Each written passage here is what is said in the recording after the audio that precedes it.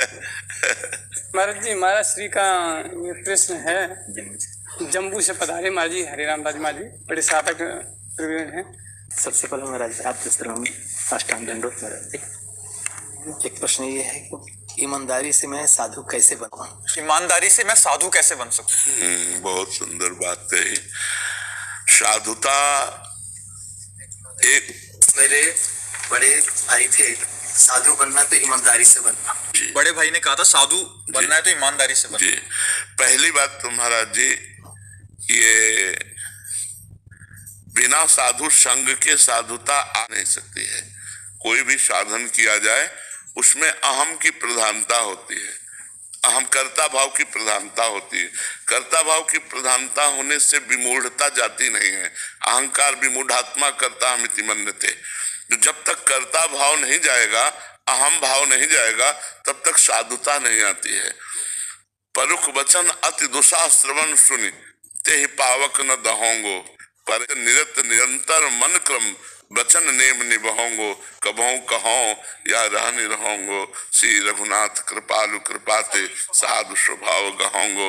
ये जो हमारे अंदर तितिक्षा है, सहनशीलता है, साधु का सबसे बड़ा गुण भगवान कपिल देव जी ने पहला गुण बताया, तितिक्षवाह कारुणिकाह। तितिक्षवाह सहनशील, इसी में पूरी साधुता आ जाती है। सहनशील, आशय उदार, धीरज सहित विवेकी। विवेकवान, धैर्यवान, और धैर्यवान उसे कहते हैं जो जनेंद्रिय और रसेंद्रिय के वेग को सह ले। जनेंद्रिय और रसेंद्रिय के वेग को सहने वाला धैर्यवान। और भगवान के प्रेमियों के आश्रय से सब सद्गुण आ जाते हैं। यदि गुरुदेव का और भगवत प्रेमी महात्माओं का संग है तो साधुता आ जाएगी। नहीं तो भजन करने से भगवान मिल सकते, लेकिन उद्दंडता नहीं जाएगी, साधुता नहीं आएगी। जैसे चित्रकेतु ने भजन के बल से भगवान संकर्षण से विद्याधर की पदवी प्राप्त की और विमान प्राप्त किया, लेकिन उद्दंडता नहीं गई।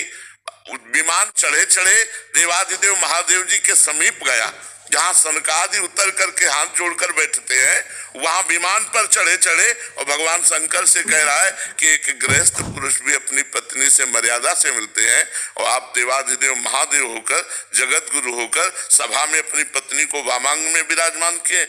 माता जी ने कहा, अभद्र दृष्टि रखने वाला चातु राक्षस योनि को प्राप्त हो। तो वृत्तासुर के रूप में चित्रकेतु तो देखो उच्च पदवी को प्राप्त हो गया, लेकिन वो दंडता नहीं गई, साधुता नहीं आई। परम वैष्णवाचार्य भगवान शिव जो अभेद है,